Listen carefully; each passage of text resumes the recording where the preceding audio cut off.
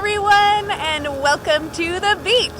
I'm here with Stina, I'm Rachel, and we are here to give you a little bit of a tour of a new beach to us. We've not done a program here before. We are at the Fox Island Fishing Pier, which is at the very end of Fox Island, so it's kind of a cool spot, and we've got about 40 minutes or so until the low tide, so we're going to explore, we're going to look around.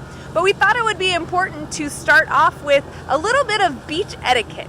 And what that means is that we have manners. There's expectations when you're visiting someone's home, and we're visiting animals' homes, and so we want to have good beach etiquette. And Harbor WildWatch, we use a model called the guest model, where each letter of the word guest stands for something that helps us remember how we should be acting at the beach. So let's start with that first letter there, G. G! And that is to be gentle. When we're handling sea creatures, we want to remind ourselves of that nice, gentle touch. And to practice that, you have everything you need. Take a finger, close your eye, and gently touch your eyelid. You'll notice that if I poke it or push it or prod it, ouch, that's gonna hurt. So I want to touch sea creatures just as gently as I would touch my own eye. And Sorry. She's got a shield. Yeah, nice. A bonus thing you can do, because it is a hot, beautiful July day, these sea creatures, they have to deal with drying out. And so if you can get your hands wet before you touch those creatures, even better. What's our next letter, Rachel?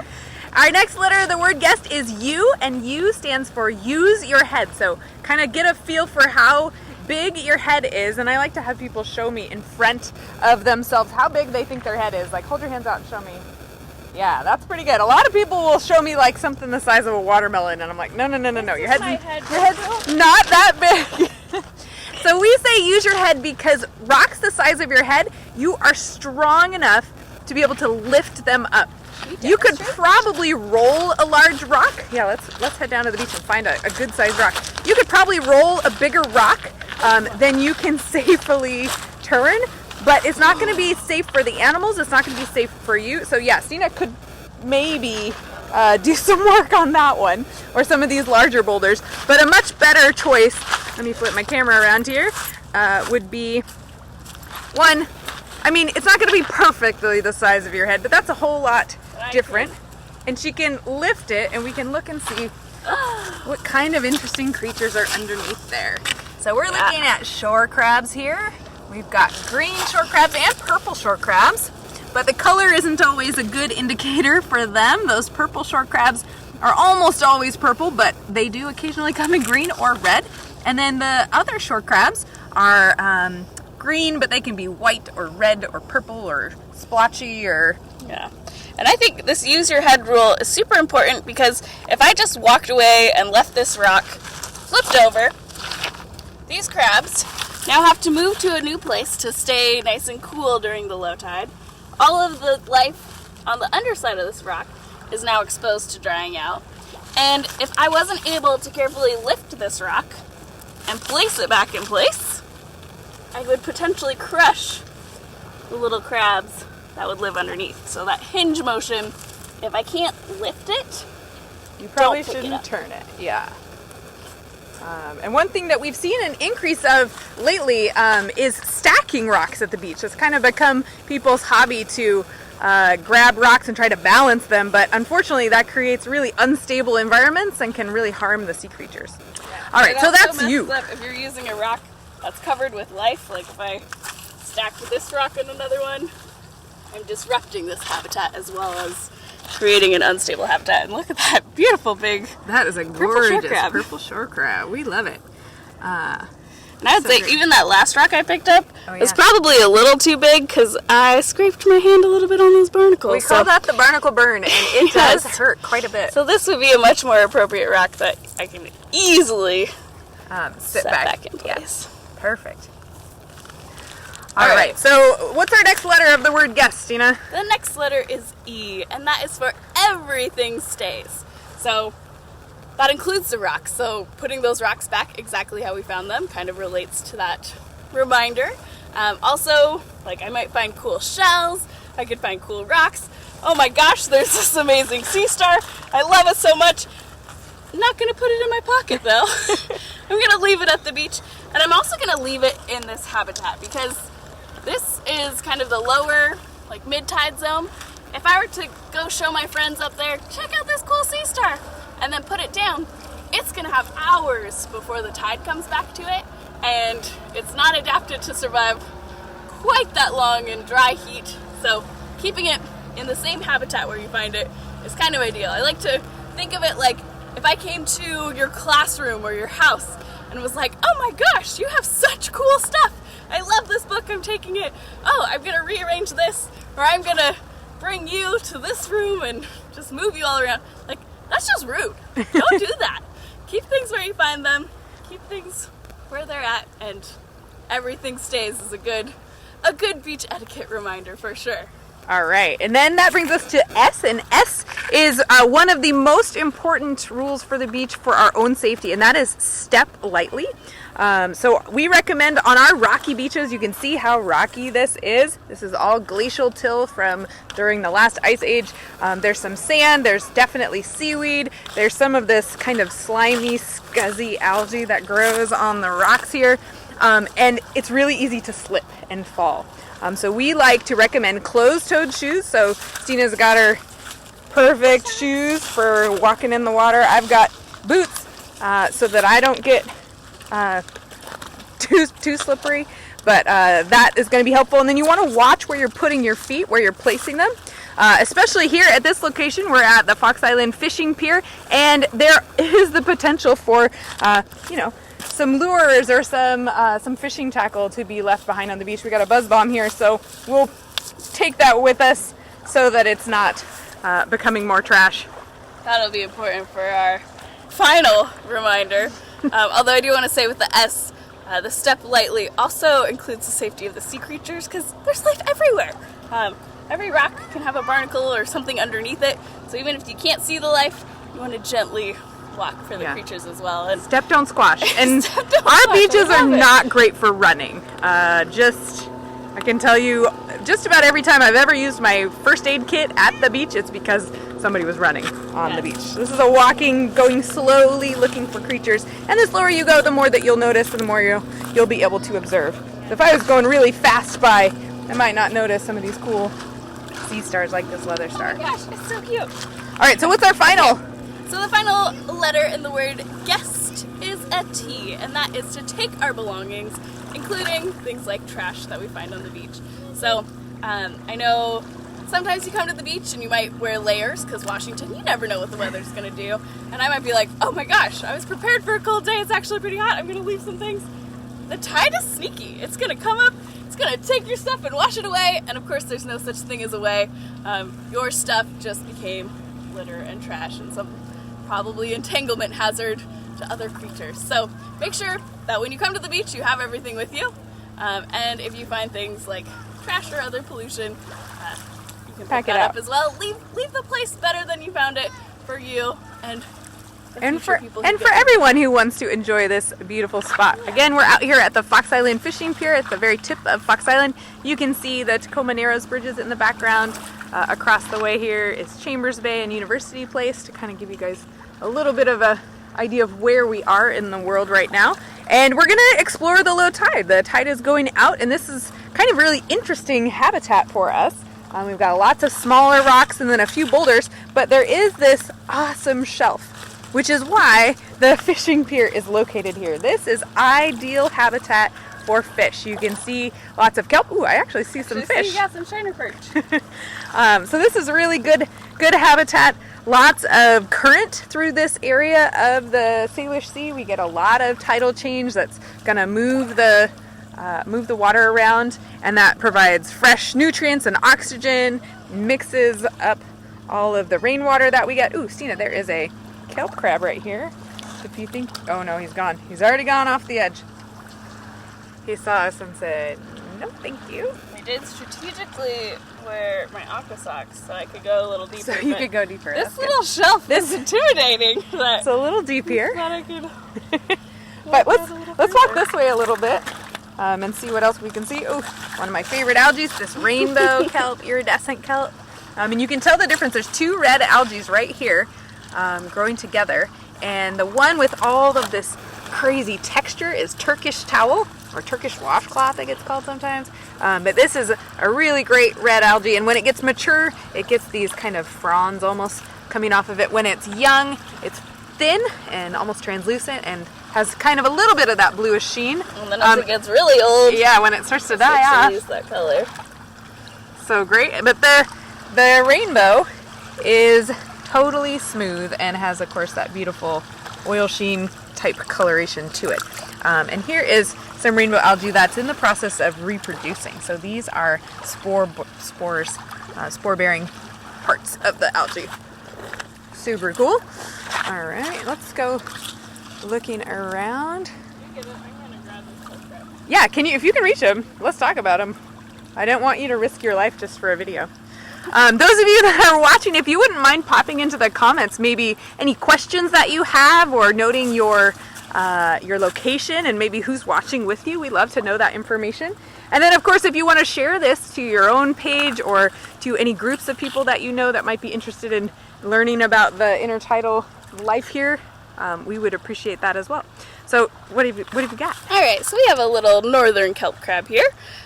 You might call it a spider crab, which would totally be okay because it absolutely fits in the category of crabs that look pretty spidery, probably because of those nice long slender legs, which if you notice, I am just always so impressed and kind of terrified by how pointy their toes are.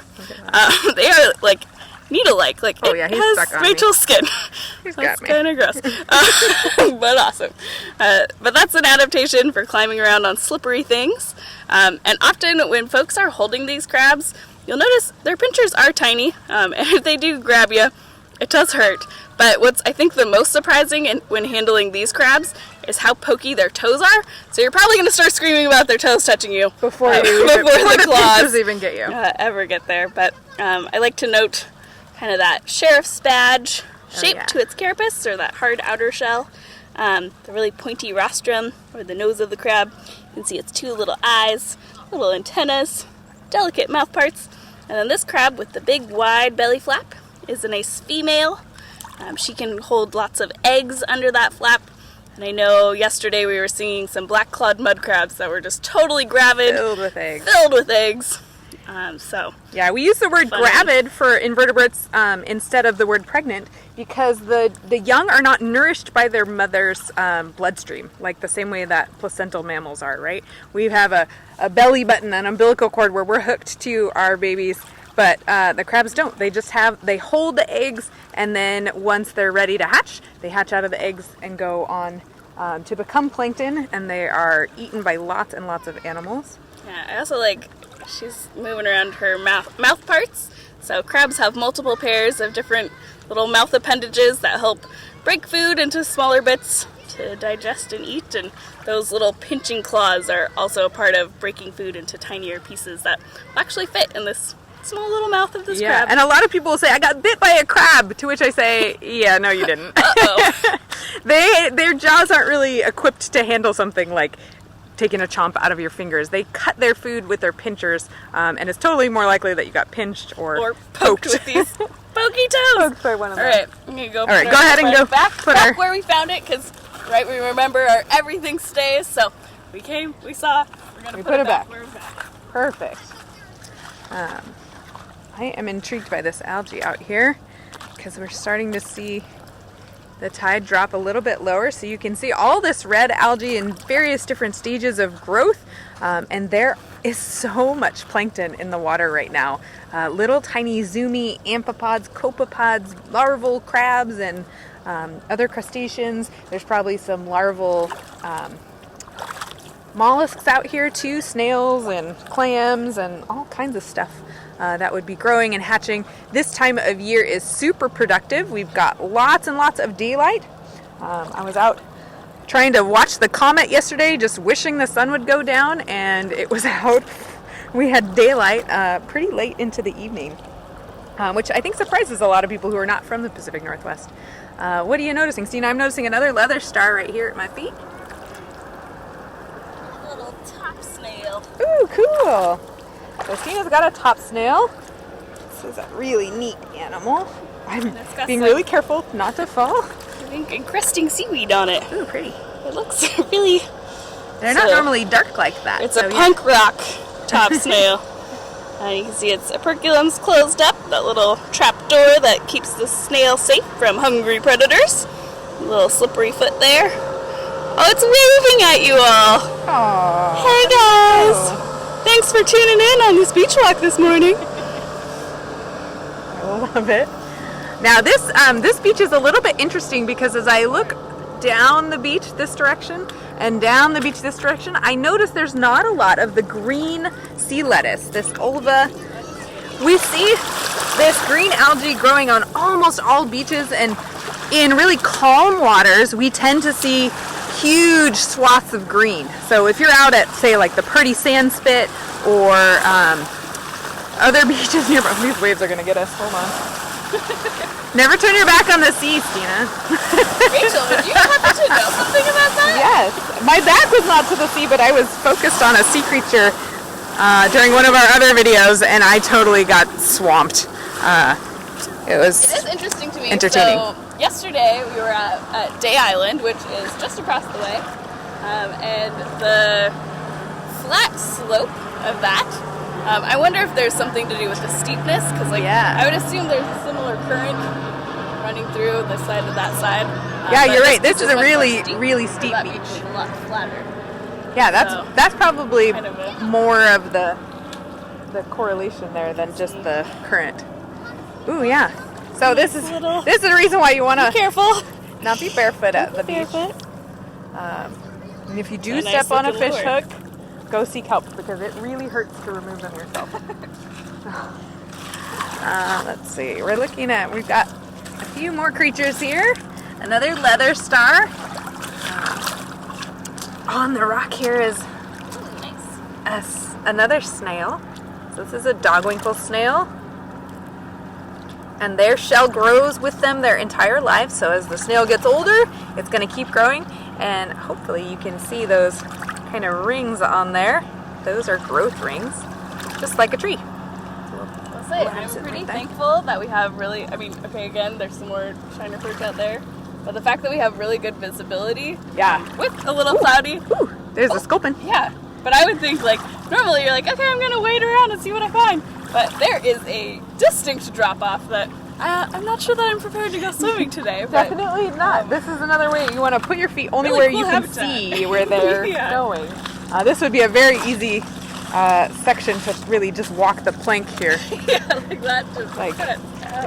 If I just walk here where I can see, I'm safe here. But then, drop off. And I definitely can't see the shore. Puget Sound is pretty hard to see any depth, really, especially in the summertime, because of all the plankton that's in the water. So in addition to animal plankton, that is the small creatures that are going to grow and become larger creatures, or the small creatures that are small their entire lives, there's also phytoplankton, or the photosynthetic things. Ooh, there's a big kelp crab right here, this big cloud of detrituses. But this one is a different color. So we saw our first kelp crab that was kind of that kelpy color, that yellowy brown. Nice. This one is very red and very feisty. You want to do a hand up? Yeah, you want to? There we go. Crabby crabs. Look how flexible it could. Super flexible. When crab wrangling, it's important to hold the crab in a place where you can't get pinched. So I like holding it by the carapace when it's a small one that I can get my hands on, or by the back legs with keeping my fingers down low because they are very mobile. Very, very mobile. This is one that if you're not an experienced crab wrangler, we would recommend if you're going to interact with this crab, if you see it on the beach, it's safe to touch them just kind of right here. Don't poke them in the eyes because that's just rude, but across the back of the carapace, if you want to kind of feel the hooks on their carapace, you can do that safely as well. I appreciate its little algae hat today. Yes. Very stylish. Very decorated little rostrum there to help disguise their shape. So this is an animal that's blending in with all this beautiful red algae here. And it's got pretty decent camouflage. I'm going to let him head back. And we've got a question here from Lauren. who says, why do crabs move sideways? And this is, I mean, perfect. Look at him just doing exactly what we asked him. Move sideways into the cover of the algae. And the reason for that is where their legs are shaped. So I'm going to make Sina impersonate a crab. Sina, your legs bend forward and backwards, right? Because that's the way your hips move. Walk forward, walk backwards. Now crabs, their legs are on the side. Yeah, totally. Perfect. Their legs, the joints, the hinges of their legs are oriented sideways. They can walk forwards, but it takes coordinating all 10 of their legs. The crab walk. Oh yeah, there you go. You're a good sport, Tina. I like it. All right. Well, I think we should actually turn around because we're kind of at the edge of the park boundary here. Off to the left, my left here is more private property, so I think we should head back and see what we can see down towards the other end of the beach. So we'll walk along. If anybody's got any questions, go ahead and pop them in the comments. We would love to try to answer those for you. Normally we have Carly behind the scenes and answering things, but right now we'll just have to answer them with our voices. So if you've got questions, put them out there. And again, if you want to share this, help us get the word out, that's all really helpful to us, especially right now while we're not able to do programs. We want to be able to share our love for, oh, look at those candlefish. Oh. Okay, sorry, I got super distracted by this school of forage fish.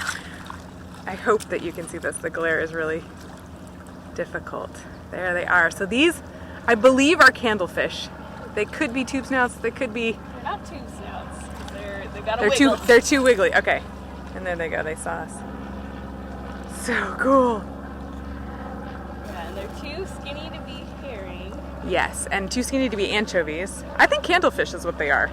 And we've seen schools of candlefish. Could that also be sand lance? They could be sand lance. Sand lance are bigger, but these could be young ones. There's a lot of fish that this could be, but I do know that they are what we call forage fish. Oh, check it out. There's a crab. Red rock crab. Sorry, super distracted. You know, I'm like that dog from the movie Up, and I'm just walking along and then squirrel, and get really excited about, you know, ridiculous things. But tell us more about forage. Okay, so forage fish, thank you for keeping me on track. Somebody's got to. Forage fish, what that means is they're an important food source for many other species. So all of the larger fish that we see within Puget Sound are carnivores. So salmon, one of our most iconic species, they are eating these smaller fish. Lingcod and rockfish, even things out there in the Pacific Ocean like tuna. Oh, hey, look at this. Oh, We got one. the fact that it's... Right in the sand. Yeah, this is probably a sand lance. It's a good... Yeah.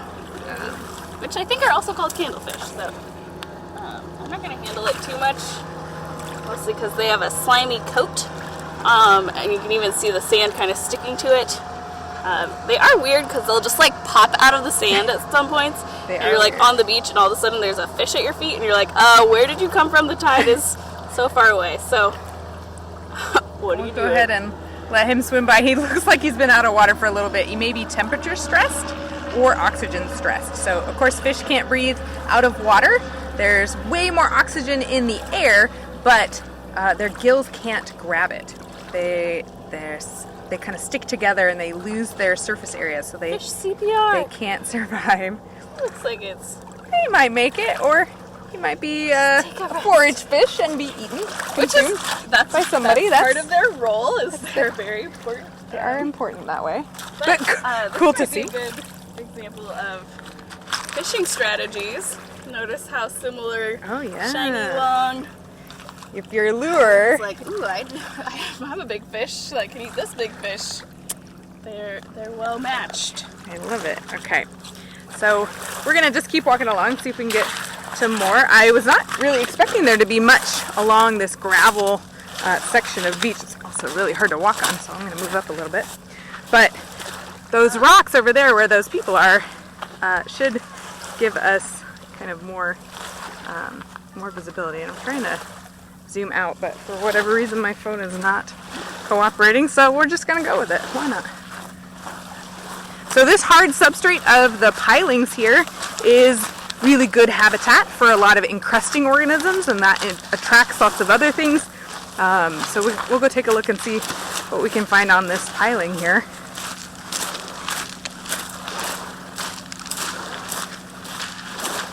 So, you know, if you see anything cool, shout it out. If anybody's got comments, you know, pop them in the comments. Oh, Sherry's asking, how do clams reproduce and repopulate?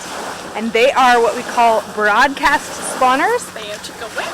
So what that means is they usually wait for a really nice high tide or full moon that coincides with some nice low and high tides, and they will throw their gametes, their sperm and their egg, into the water and just hope for the best. So on here we've got lots of barnacles, got some little things, limpets, barnacles, probably some tiny anemones in here too, I would imagine. Down here on our pilings, hard to see, but there are some big sea stars. They're in much deeper water. Oh yeah, nice ochre. Yeah. Yeah, really nice finds out here at this location. You can see some lure stuck to the piling. And watching the water at this location is always a good idea because there's a lot of big sea life that travels through these waters. So just recently we had some orca sightings right here. They swam under the bridge. They were hanging around Fox Island, which is really kind of exciting. We've seen, even just today, we saw some large mammals, some seals and sea lions go by. So this is a nice spot to just kind of park it on the beach and watch. And I always say if you watch long enough, you will see porpoise. They are hard to spot because they don't have a large dorsal fin, but they do frequent our waters and pop up all over the place. So it's a good chance that if you stare long enough, you'll find some. And then we've got a ton of shorebirds that use this habitat as well. So you'll see different kinds of waterfowl. You may see osprey coming down and making a meal out of some of those small fish along the water's edge. You might see cormorants out there, gulls feeding, and even some terrestrial things like crows will come down during the low tide and kind of take advantage of it. I think. Oh. Purple porpoise. Oh, did you seriously just see a porpoise? You guys, I called it. Yeah, okay, cool. well now I want to go over that way. Just kidding. We'll zoom in a little further and check out the porpoise. I gotta try to do my steady cam here. Okay, so those little teeny tiny fins that you see are porpoise, which is so cool. There's at least I saw two. Can you all come up together? Oh, there's more over there. Can we, you said you see orcas here, right? Do we get to just like say them out loud and they'll come visit us? Yeah, maybe, yeah, there's orcas here all the time. You just see them all the time. Working on it. But yeah, harbor porpoise are cool to see too. They are really cool. Awesome. Well, I don't think we're gonna see anything cooler than that on this walk. This might be a good place to end.